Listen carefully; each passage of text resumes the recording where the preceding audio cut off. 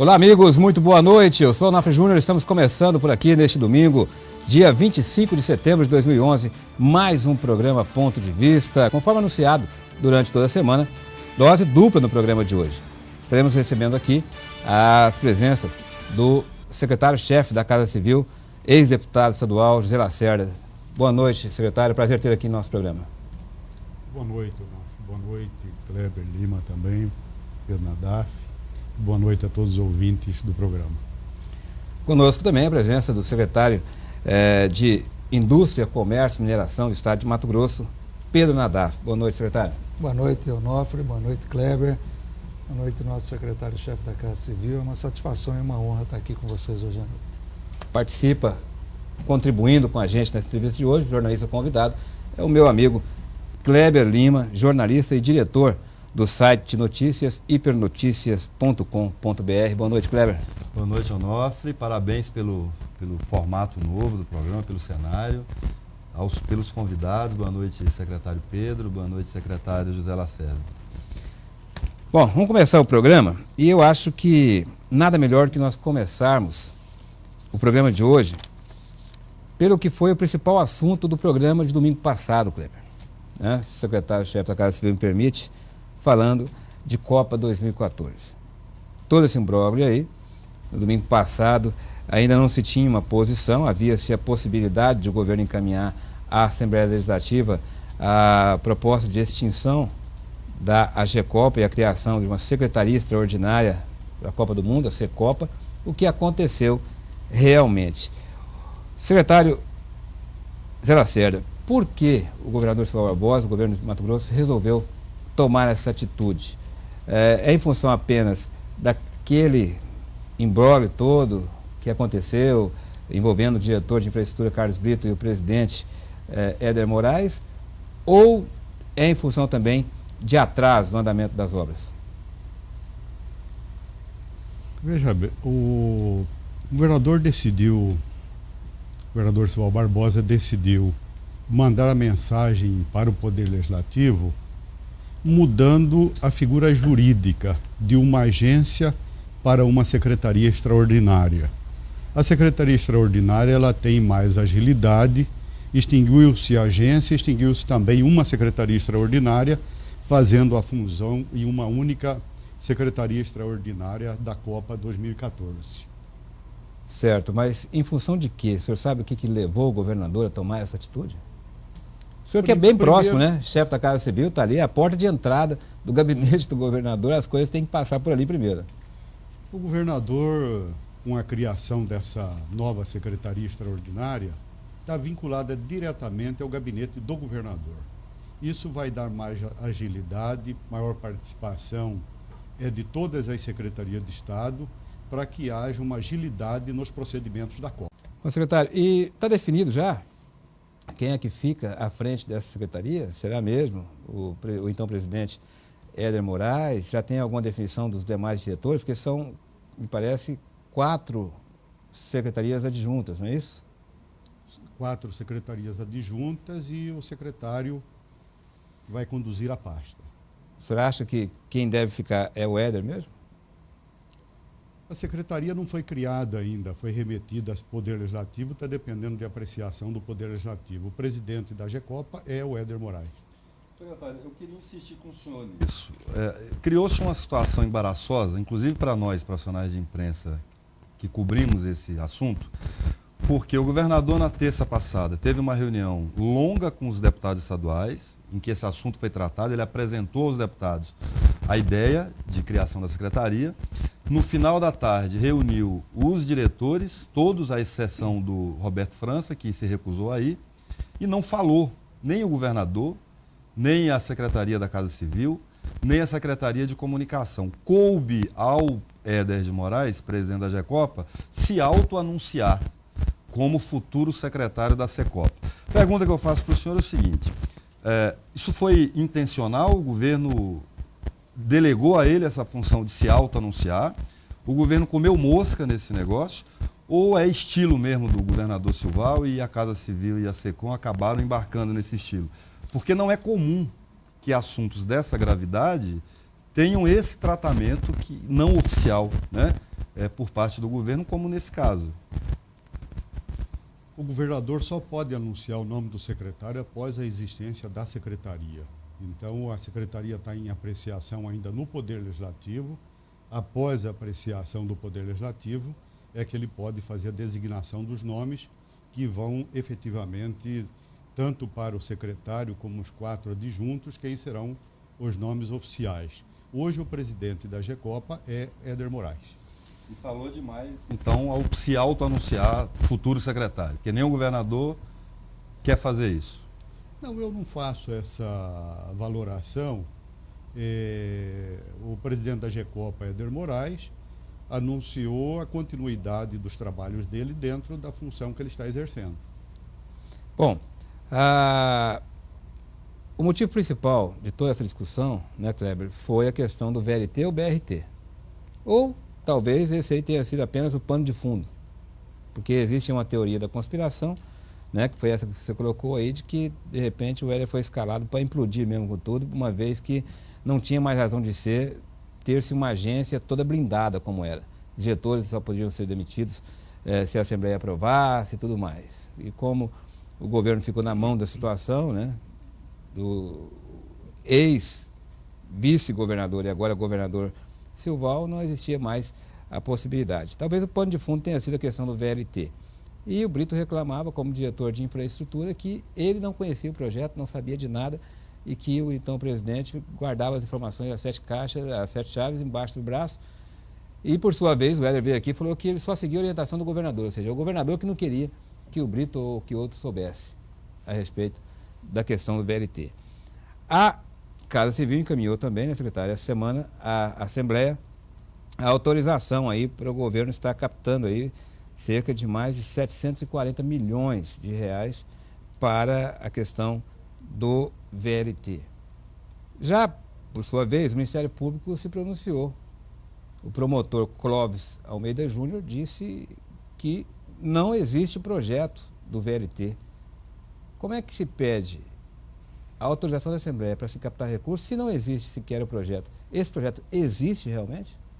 O projeto existe, o projeto definitivo está sendo concluído e o que está se pedindo é uma mera autorização para contratar empréstimos. Então, é uma lei autorizativa, o governador está correto nas suas atitudes de solicitar antecipadamente o pedido de empréstimo, porque vai existir a necessidade da complementação dos recursos para a execução de todas as obras para a Copa do Mundo em Cuiabá e Mato Grosso. Mas não se disse que é 1 bilhão e 100 milhões o investimento? Por que pediu autorização para 740 milhões? Porque já existe uma autorização anterior no valor de 420 milhões.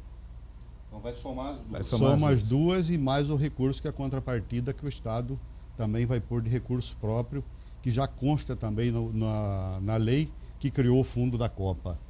E todo o fundo da Copa será transferido para a Secretaria e o ativo e o passivo serão subrogados para a Secretaria Extraordinária. Mas só para fechar essa questão, secretário, a questão desse valor, né, do empréstimo, fala-se por exemplo, o governo que vai construir todo, é ele que vai botar o VLT, é tudo recursos do Estado. Onde é que está? Onde é que entra a iniciativa privada? Só depois para gerir, para gerenciar? Como é que funciona isso? Uma parte do capital vem de financiamentos, o Estado que tem essa responsabilidade. A outra parte são de recursos próprios, já que o Estado já tem disponibilizado, dentro da lei que foi criado o fundo da Copa. O governador está adotando e determinou a todos os secretários que desenvolvam todas as atividades necessárias, porque a Copa do Mundo não é apenas e tão somente as obras de mobilidade urbana, mas também na área da saúde, da educação, da segurança pública. Então é um conjunto de ações para a realização da Copa do Mundo. Eu quero, Kleber, só te colocar o governador Silval Barbosa. Ele é um homem extremamente decidido, sabe o que quer, está desenvolvendo um bom trabalho para o estado de Mato Grosso e com certeza Mato Grosso, no término do seu mandato, ele vai estar com uma aprovação muito positiva. Secretário, pegando uma carona nessa pergunta do Onofre, assim, o presidente Riva, no dia da audiência que gerou toda essa polêmica, que foi no dia 2 de setembro, deixou claro que o projeto de VLT que ele imaginou, inclusive já teria orçamentos em mãos, é de 740 milhões.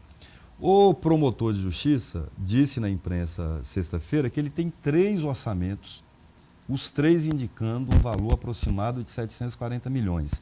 Só o governo que está trabalhando com um orçamento de 1 bilhão e 100. É uma diferença muito grande, né? 450 milhões de reais. O porquê disso? Kleber, o que vai definir o valor definitivo é o projeto executivo. O projeto executivo pode ter um valor a mais ou a menos, mas o Estado precisa estar autorizado para ter essa capacidade financeira.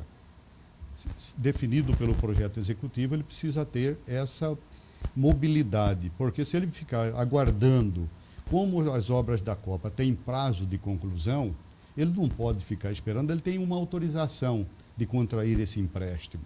Pode não contratar Ele inteiro. pode não contratar o valor integral se não houver necessidade. Ele vai trabalhar de acordo com a necessidade do projeto executivo para a realização da Copa do Mundo em Mato Grosso. A esse propósito, os 450 milhões, o que a gente sabe é que autorizados inicialmente, eles seriam a fundo perdido, que seriam o dinheiro para o BRT. O governador Silval, e é mérito dele isso, não é de presidente da AGECOPA, nem de deputado, é do governador, conseguiu convencer a presidente Dilma a mudar a matriz do modal de transporte utilizando esses 450 milhões. É isso mesmo? Os 450 milhões continuam fundo perdido e só os 740 agora que serão emprestados com custo? Esse empréstimo, ele vem para o Estado. A União participa também, no próprio corpo da lei, está especificado o critério como vai ser feito esse pagamento. Agora o Estado vai ter que fazer o pagamento.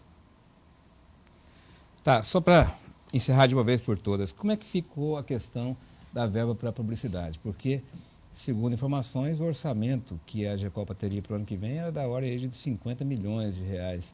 E se voltar a questão da verba da publicidade para a SECOM, o governo vai poder investir tudo isso, esse mesmo montante, ou vai ter uma limitação? Porque parece que a SECOM ela tem que respeitar aí, né, uma média dos últimos 3 anos, pelo menos, não é isso? A SECOM tem que respeitar. Existe uma lei autorizativa transferindo esses recursos da comunicação para a SECOM.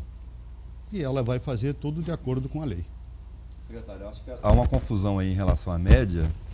A média de gasto com publicidade, ela se refere à legislação eleitoral. Nos anos em que há eleição, o governo, a prefeitura ou o governo federal não pode exceder ao orçamento gasto no ano anterior ou a média dos últimos 3 anos.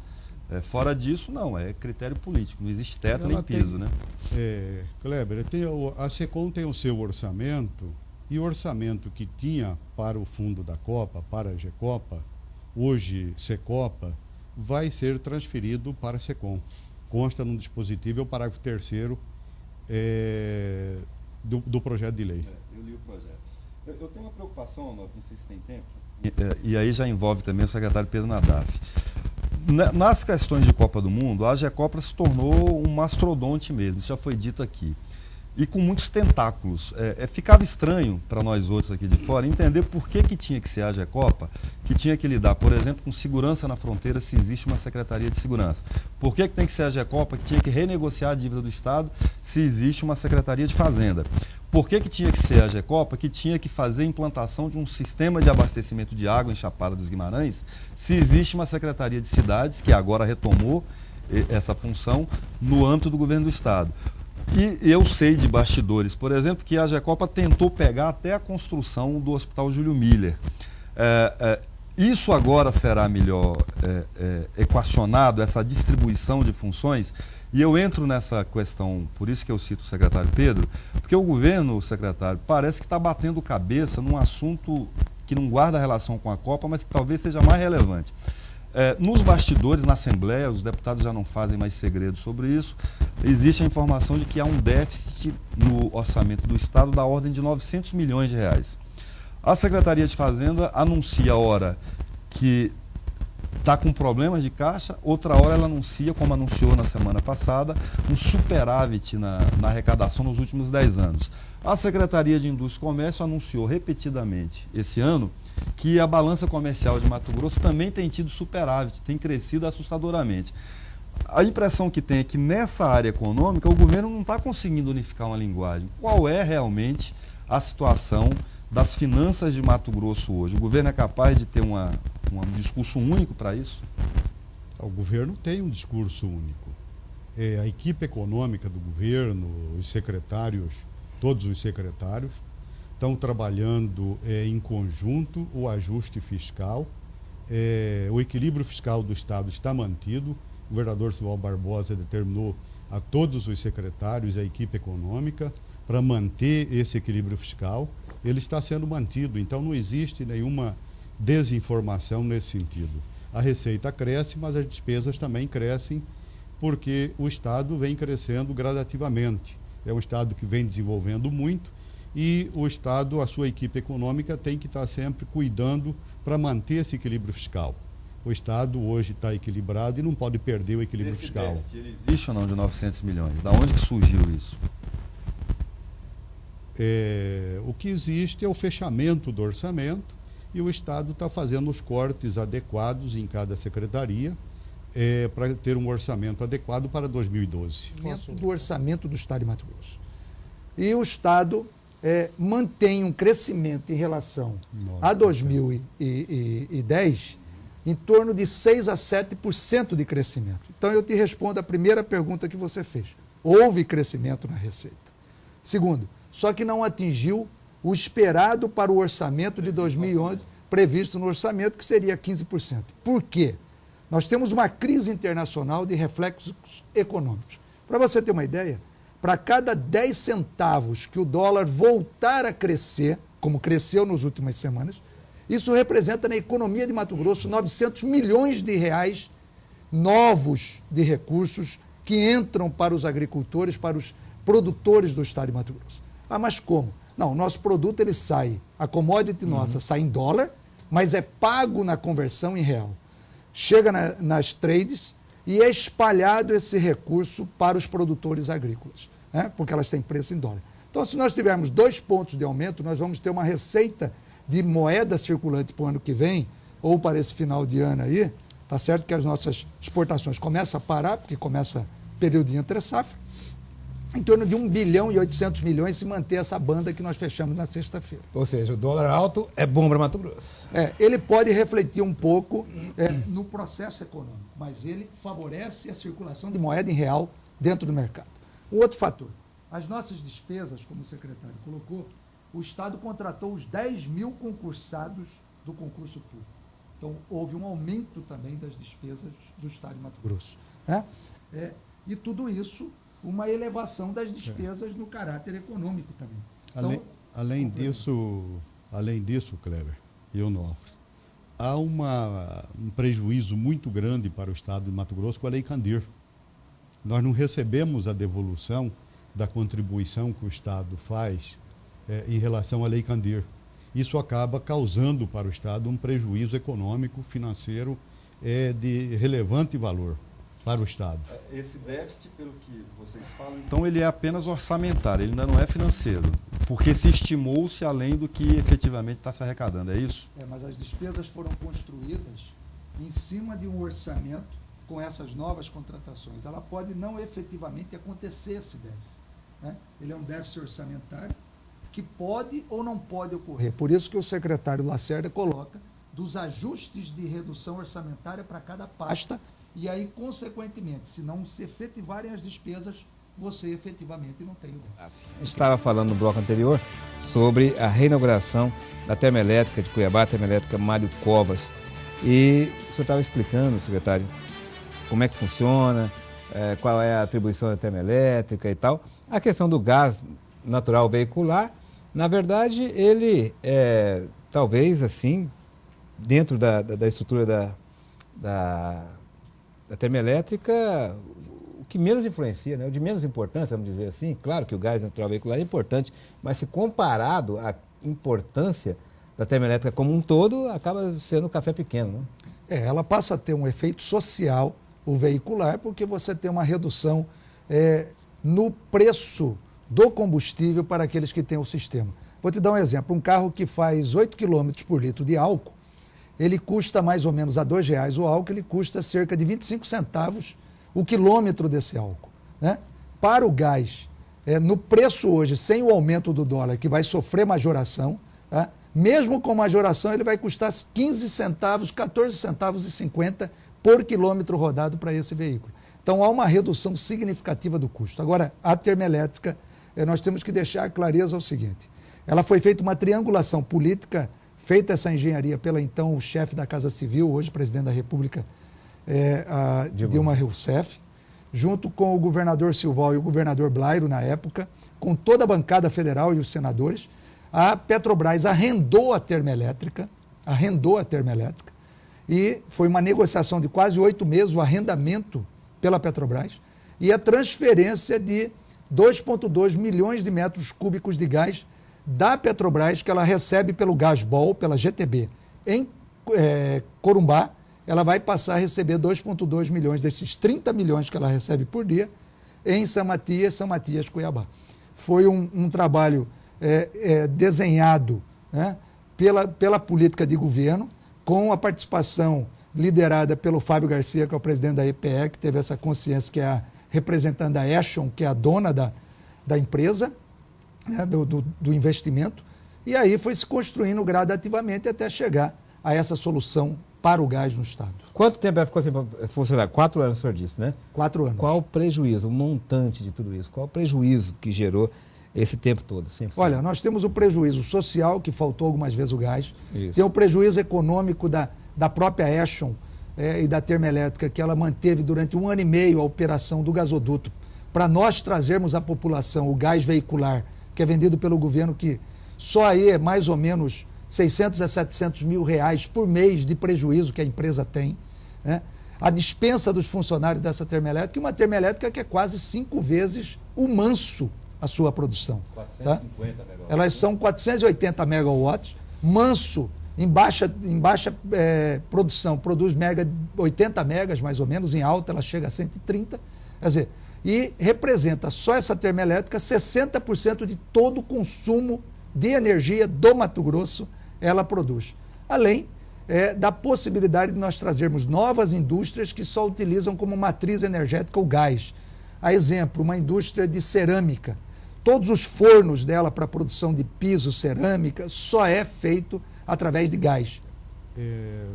Essa questão do gás, desse acordo com a Bolívia, tem um outro papel extremamente importante, que é o equilíbrio da balança comercial Brasil-Bolívia. Então tem um outro papel secundário que é extremamente importante para esse equilíbrio comercial Brasil-Bolívia da balança comercial. Eu acho que houve um erro diplomático nessa medida adotada pelo presidente da República da Bolívia, Evo Morales. Foi um erro diplomático essa regularização dos automóveis. O governador Silval Barbosa teve com o ministro da Justiça, com Sua Excelência, a presidente da República, Dilma, solicitando essa interferência, e a diplomacia brasileira está tratando com a diplomacia boliviana nesse sentido. Porque tanto o Brasil como todos os países sul-latinos têm que tomar muito cuidado em determinadas ações para evitar esse problema diplomático desse relacionamento. Incrível que eu entre os países. Eu não sei se é porque eu sou mal informado ou se há algum erro de comunicação por parte do governo. É a primeira vez que eu estou sabendo que o governador tratou disso com o presidente da República. Você sabia, Kleber? Não, sabia. Desde o ano passado, ele assim que assumiu, né? O governo, inclusive, chegou a publicar um comunicado na época, público. Esse assunto eu sabia. Não, mas sobre a questão da eu não vou me queixar. Da legalização dos veículos? Eu estou falando da legalização dos veículos. Sim, eu estou achando. Sim, mas nesse caso também. Inclusive que esteve na Bolívia agora recentemente, né? Mas eu não fiquei sabendo que o governador tinha falado com a presidente da República a respeito disso. Teve tratando com a presidente da República e também com o ministro da Justiça, tratando sobre esse assunto, pedindo a interferência. Sabia disso? Para evitar... Você me confundiu, agora... Eu estou falando dessa questão da legalização dos veículos, sabe? Porque a ideia que se passa, assim, que se tem, é de que o governo até agora não se manifestou. Muita gente da cobra fala, chegaram até a falar, então manda a rede semática cortar a luz lá. Muita gente tem assim tentado passar a ideia de que esse governo ele é meio frouxo. Me desculpe o termo aí, mas sabe por quê? Por exemplo, o senador Pedro Tax esteve aqui e falou que tem 5 governadores, né? Pelo menos 3, né? Bezerra, Éder Moraes, Riva, né? Quer dizer, cada um anda um pouquinho no governo. Eu não sei como é que funciona isso. Deixa eu te colocar, e Kleber também, e a todos os ouvintes. O governador Simval Barbosa tem adotado todas as decisões em relação ao Estado. Ele decide as ações do Estado. Ele é um governador que tem trabalhado com bastante dedicação, tem feito todos os trabalhos, todas as ações do governo são comandadas pelo governador Simval Barbosa. Então pode ter certeza que não é um governo que tem qualquer tipo de fragilidade. O governador Simval Barbosa é um governador que tem adotado todas as medidas dentro das necessidades. Ok, ó, temos várias perguntas aqui, eu vou começar a fazê-las porque a gente tem que respeitar os nossos telespectadores, né? O Valdecir, ele é morador de Jardim Cuiabá, tem uma pergunta ao senhor secretário Pedro Nadaf. Ele pergunta por que o Brasil não produz seu próprio gás, uma vez que os poços estão na divisa, pois se há gás lá na Bolívia, há gás também aqui. E aí não ficamos na dependência ou nas benesses ou favores da Bolívia. Não temos que nos submeter a capricho do governo boliviano.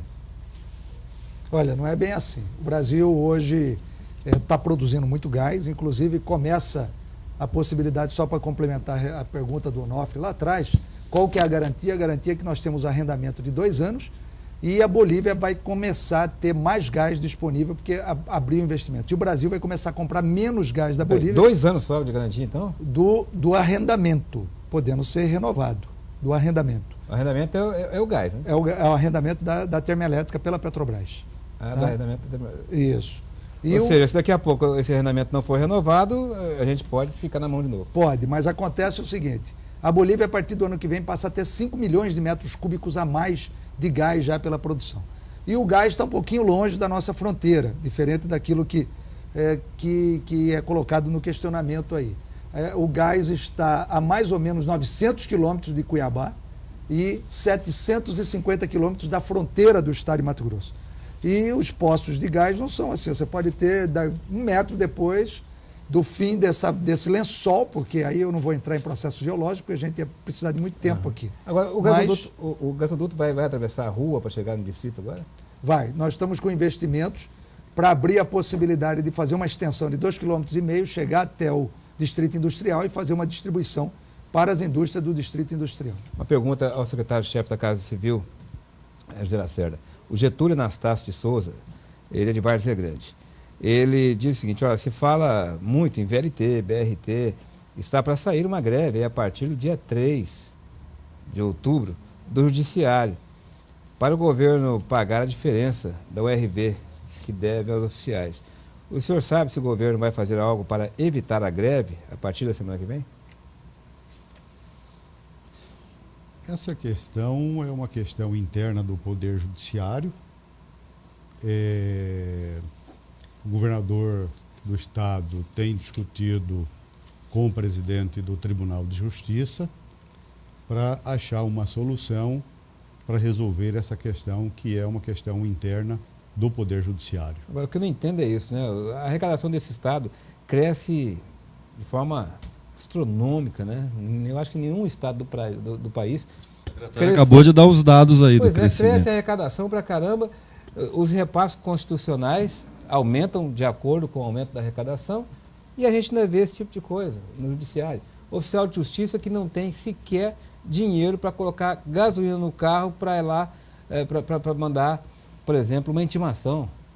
Quer dizer, situação constrangedora e num estado que arrecada tanto. Não dá para entender, às vezes, esse tipo de coisa. Não dá. Kleber, primeiro, a questão da saúde. O governador Sival Barbosa e o secretário Pedro Henri, que é o secretário de saúde, o secretário Pedro Henri, por determinação do governador, com toda a sua equipe, está dando um novo modelo de gestão para a área de saúde. Qualquer alteração que você propõe no modelo de gestão, existe uma reação.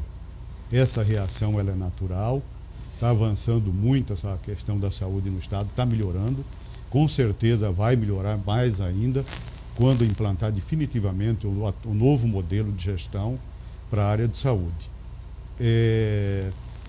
Essa questão da decisão que teve agora é uma decisão que o Estado vai recorrer, não vai aceitar essa decisão, o Estado vai recorrer dessa decisão através da sua Procuradoria-Geral. Então, o governador acredita neste modelo de saúde que está sendo implantado pelo Estado de Mato Grosso. Em relação à segurança pública foi chamada agora 1.200 policiais, mais 300 escrivãos. Então, na área da segurança pública, é que você vinha há muitos anos com uma deficiência, um processo represado. Quer dizer, não tem como você passar limpo tudo de uma hora para outra. Então, o governador está criando o Fundo de Segurança Pública. Esse projeto de lei está tramitando na Assembleia Legislativa, tem um projeto lá, e esses recursos serão destinados à contratação de novos policiais, abertura de novos concursos, investimento na área de segurança pública, na infraestrutura. Então, esse trabalho está sendo feito pelo governador Sival Barbosa, que já determinou a todos os secretários de Estado que apoiem esses procedimentos. Nós vamos chegando ao final do nosso programa. Passou rápido, né, secretário? Muito. Coisa andou rapidão aqui. Quero agradecer o meu amigo Kleber Lima. Podia ter mais pelo menos uma meia hora, né? Mas não dá. Não dá, o tempo é seu. Eu falei que eu sou, como gostam de dizer os políticos, eu sou um soldado. Tá certo, sem tá arma. Comunicação, sem arma. Obrigado, Kleber. Foi um prazer tê-lo aqui com a gente. O prazer é meu. Obrigado, secretário Zé Lacerda. Obrigado, secretário Pedro. Responderam as perguntas de maneira bem desembaraçada. Acho que contribuiu bastante para esclarecer alguns pontos com quem está em casa, né, assistindo, que é para eles que a gente tenta, às vezes, traduzir aqui as inquietações através de perguntas. Com certeza. Secretário Pedro Nadaf, muito obrigado pela presença mais uma vez aqui no nosso programa e sempre que necessário a gente coloca-se à disposição. Eu quero agradecer ao Onofre, eu quero só aproveitar esse último momento para deixar aqui uma colocação que foi muito aventada aqui, colocada até por uns questionamentos sobre a questão da governabilidade do Estado e a presença no processo decisório pelo próprio governador. Eu tive a honra e a satisfação de participar o ano passado, no fim do mandato do Blairo, que já era Sival Barbosa, e esses 8, 9 meses de governo. E em todos os momentos em que eu tive a participação do processo decisório e acompanho de perto as políticas de governo, o governador Sival Barbosa toma as decisões e participa do processo decisório. É que existem situações muito claras que a galinha bota um ovo pequenininho e faz um barulhaço. O pato, né, a pata, né, ela bota um ovo grande e muitas vezes silenciosamente. E aí as galinhas... É que o pato é meio mudo, né? E a galinha é tagarela, né? Isso. E aí acaba falando demais, colocando demais para a sociedade algumas coisas que muitas vezes não refletem a realidade daquilo que acontece na governabilidade do Estado. Nem aquele que te tira da merda é seu amigo. Nem sempre. Nem sempre. E nem aquele que te bota é seu inimigo. Nem sempre. É a história do passarinho. A história do passarinho. Secretário Zé Lacerda, muito boa noite, foi um prazer tê-lo aqui com a gente. Muito obrigado, estamos sempre à disposição. Boa noite, Onofre, Kleber Lima, a todos os ouvintes do programa Ponto de Vista. Eu quero agradecer esta oportunidade e quero reafirmar que o governador Sival Barbosa tem tomado todas as decisões do Estado, tem conduzido o Estado com dignidade, tem avançado muito o desenvolvimento do Estado, é um governo extremamente humanitário, está investindo na área do cidadão, da pessoa humana, além do desenvolvimento econômico do Estado. Então, Mato Grosso, com certeza, está com o governador João Barbosa, que está conduzindo com toda a sua equipe um trabalho muito importante para Mato Grosso, para o desenvolvimento, para melhorar a qualidade de vida das pessoas. Transmita lá o convite a ele para ele estar vindo aqui com a gente, uma data oportuna, quando ele tiver disponibilidade aí. Seria um prazer recebê-lo aqui no nosso programa. Perfeitamente, será transmitido e com certeza ele virá participar de um programa aqui com você, Ronaldo. Maravilha. A você que nos deu o carinho da sua audiência, o nosso muito obrigado. Encontro marcado para amanhã, a partir da 1 da tarde, com o nosso programa Onofre Júnior, o Cidadão Consumidor. Uma boa noite a todos e até lá.